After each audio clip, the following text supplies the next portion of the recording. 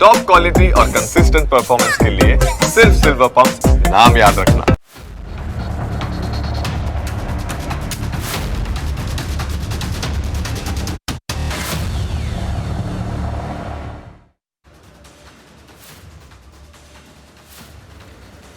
નમસ્કાર, હું Janak Dave. Full stop news analysis પ્રોગ્રામમાં આપનું સ્વાગત છે. આજે અમે 3 ખાસ મુદ્દે વાત કરવા જઈ રહ્યા છીએ, જેમાં સૌથી પહેલો મુદ્દો છે કેન્દ્રીય ગૃહ મંત્રાલયના એક ભૂતપૂર્વ અધિકારીએ કરેલા ઘટસ્ફોટનો. તેમણે આરોપ મૂક્યો છે કે કોંગ્રેસ અને આઈએસઆઈએ સાથે મળીને 26/11ના હુમલાનું જાણે કાવતરું રચ્યું હતું, જેની પાછળ એક ભયાનક બદ ઇરાદો છુપાયો હતો. અમે તમને આવા ચોંકાવનારા આરોપ વિશે વિગતે વાત કરીશું. આજનો બીજો મુદ્દો આપણા ગુજરાતનો છે અને આપણા ગુજરાતના એક વિવાદનો છે. જાણીતા આગાહીકાર અંબાલાલ પટેલે જાહેર કર્યું છે કે તેઓ હવે હવામાનની આગાહી નહીં કરે. હવે તમને વિસ્તારથી જણાવીશું કે શા માટે તેમણે આગાહીઓ કરવાનું બંધ ન કરવું જોઈએ. આજનો ત્રીજો મુદ્દો એક ગુનાનો છે. એક વ્યક્તિએ પોતાની સાસુના કહેવાથી માતાને ઝેર આપી દીધું. હવે તમને આ ચોંકાવનારી ઘટનાની પૂરેપૂરી માહિતી આપીશું.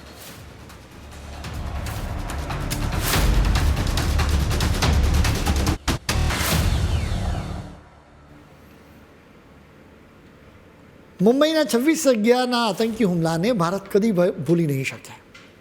એ હુમલાની યાદોએ લોકોના માનસ પર ઊંડી છાપ છોડી છે. આ હુમલો ખૂબ જ ભયાનક હતો. હવે એનાથી પણ વધુ ભયાનક એક ખુલાસો કરવામાં આવ્યો છે. અમે તમને એના વિશે વિસ્તારથી વાત કરીશું, પરંતુ એના પહેલાં તમે એક હુમલાની ભયાનક તસવીરો જોઈ લો. 26મી નવેમ્બર 2008નો એ દિવસ હતો. રાત્રે મુંબઈવાસીઓ પોતાના ઘરે જઈ રહ્યા હતા, એવામાં 10 મોતના સોદાગરો ત્રાટક્યા.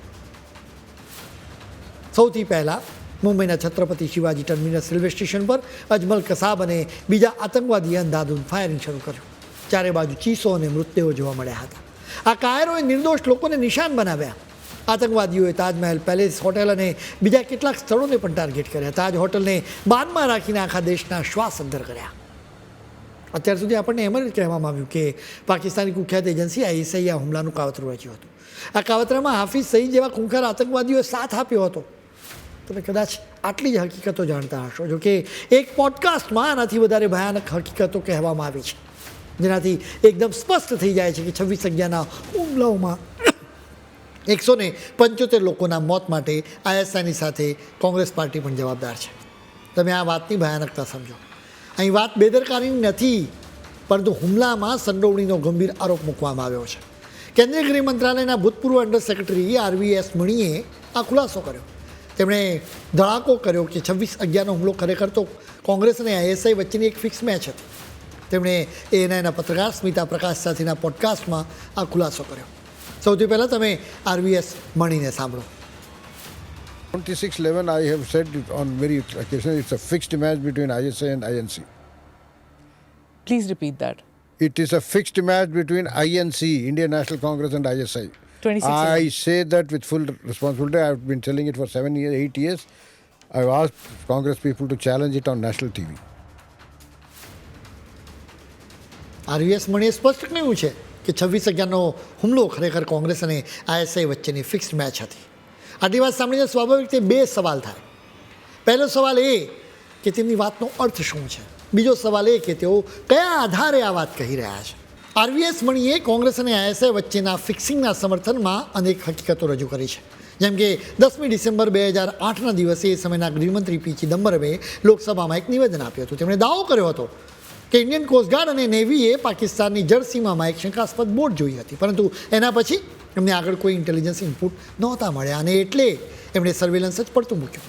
એટલે કે નજર રાખવાનું જ બંધ કરી દીધું. પણ સત્ય એ છે કે 26/11ના હુમલાને લઈને પહેલાંથી ઇન્ટેલિજન્સ ઇનપુટ મળી ચૂક્યા હતા. આમ પણ જ્યારે સરહદ પરથી કોઈ ખતરો મંડરાતો દેખાય ને, તો દુશ્મનની કોઈ હરકત નજરે પડે ત્યારે સુરક્ષા એજન્સીઓ નજર રાખવાનું વધારી દેતી હોય છે. એટલે જ આખી વાતથી સ્પષ્ટ થાય છે કે અજમલ કસાબ અને બીજા આતંકવાદીઓને ભારતમાં ઘૂસવા માટે જાણે મોકળું મેદાન આપવામાં આવ્યું હતું. વાત અહીં પૂરી થતી નથી.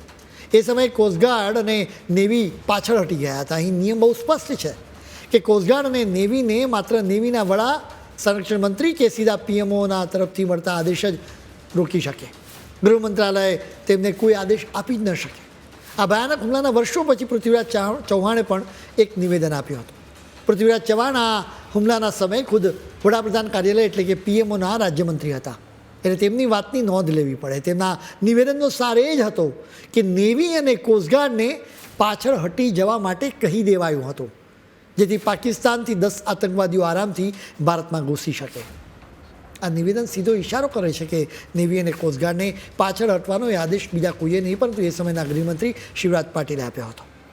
આ હુમલા બાદ શિવરાજ પાટીલે રાજીનામું આપ્યું હતું. જો કે ખરો ટ્વિસ્ટ તો હવે આવે છે. હકીકતમાં શિવરાજ પાટીલ તો માત્ર એક મોહરું હતા. પડદા પાછળના ખરા ખેલાડી તો દિગ્વિજયસિંહ હતા. તેઓ જ દિલ્હીમાં બેસીને તમામ નિર્ણયો લઈ રહ્યા હતા. એવું લાગીને શું છે કે શિવરાજ પાટીલ જાતે નહીં પરંતુ પડદા પાછળથી કોઈ બીજાના જ ઇશારે આ બધી રમત રમી રહ્યા હતા.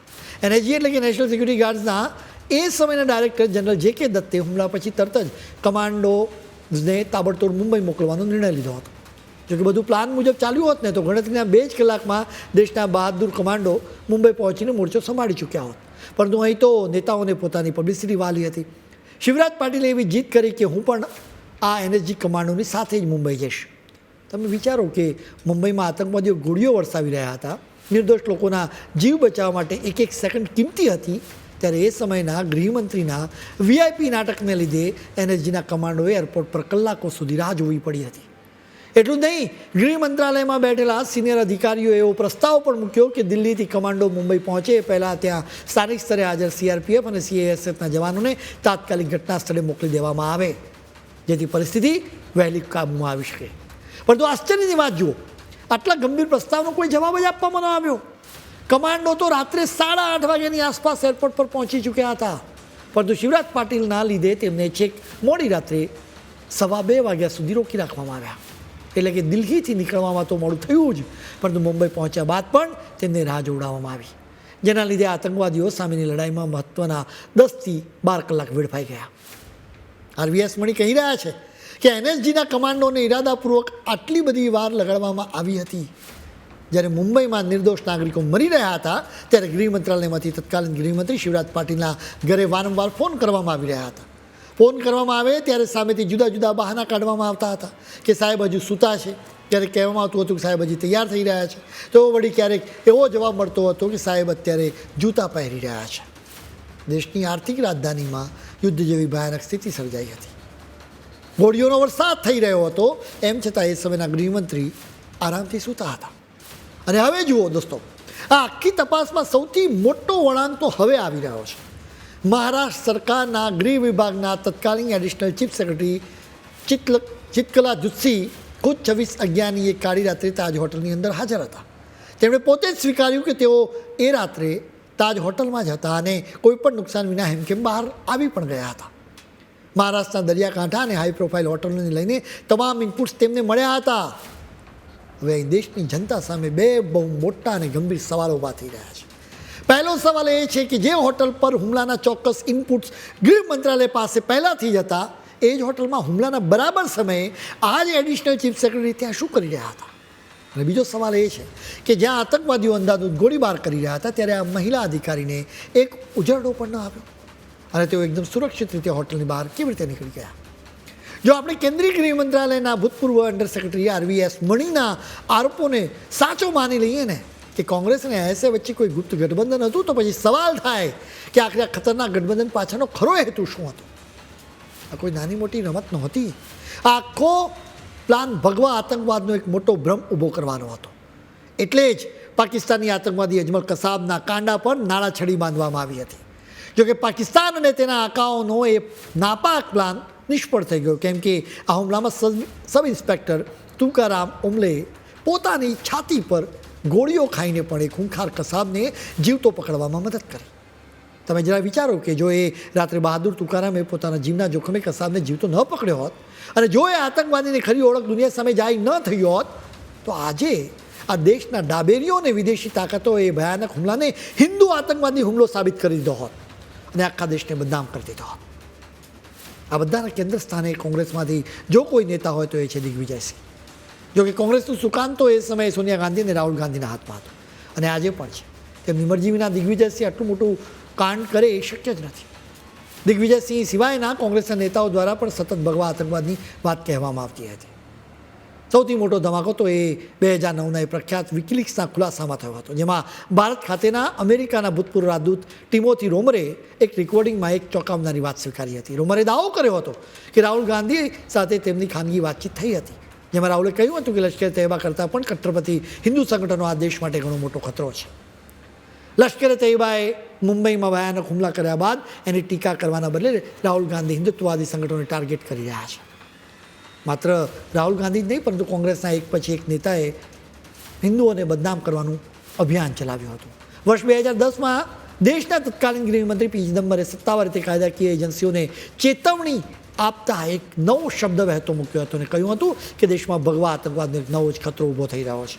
એટલું નહીં, કોંગ્રેસના સૌથી વિવાદાસ્પદ નેતા દિગ્વિજયસિંહે તો 2013માં હદ વટાવી દીધી, જ્યારે તેમણે જાહેરમાં સવાલ ઉઠાવ્યો કે આખરે આ બધા જ હિન્દુ આતંકવાદીઓના કનેક્શન આરએસએસ સાથે કેમ હોય છે. ભારત માતાની ખરા અર્થમાં સેવા કરનારા આરએસએસ પ્રત્યે કોંગ્રેસને શું છે? એટલા માટે જ એમ લાગી રહ્યું છે કે કોંગ્રેસે પોતાના રાજમાં આરએસએસને ટાર્ગેટ કરવા માટે જ આ ભયાનક કાવતરું રચ્યું હતું. આ મામલે પૂરેપૂરી તપાસ થવી જોઈએ. હવે બીજા એક મુદ્દા પર આગળ વધીએ. ગુજરાતમાં એક વિવાદ ઊભો થયો છે, જેના લીધે અંબાલાલ પટેલે કહ્યું કે હવેથી તેઓ આગાહી નહીં કરે. આ વિવાદ વિશે અમે તમને વિગતે વાત કરીશું, પરંતુ અત્યારે સમય છે એક બ્રેકનો.